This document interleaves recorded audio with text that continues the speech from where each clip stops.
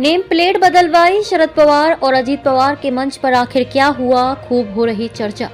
महाराष्ट्र के deputy CM Ajit Pawar का पुणे के कार्यक्रम में गुरुवार को अलग ही रूप देखने को मिला।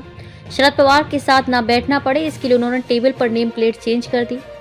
वहीं रिपोर्ट्स बताती हैं कि अजीत पवार और शरद पवार वसंत दादा शुगर इंस्टीट्यूट की वार्षिक जनरल बॉडी मीटिंग में शामिल होने के लिए पुणे में मौजूद थे। इस बैठक की अध्यक्षता दिलीप वलसे पाटिल ने की थी, जो कि पूर्व मंत्री और अजीत पवार गुट के नेता हैं।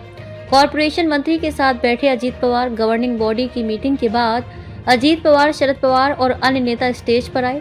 सबको वहां बैठना था जहां व्यवस्था की गई थी। अजीत पवार की कुर्सी शरद पवार के पास लगाई गई थी, लेकिन अजीत पवार अपने चाचा के साथ नहीं बैठे। अजीत पवार स्टेज पर गए और नेम प्लेट बदल दी और कोऑपरेशन मंत्री बाबा साहेब पाटिल के पास बैठ गए। शरद पवार और अजीत पवार के बीच बहुत संक्षिप्त बातचीत हुई, लेकिन दोनों ने भाषणों में एक दूसरे का जिक्र भी किया।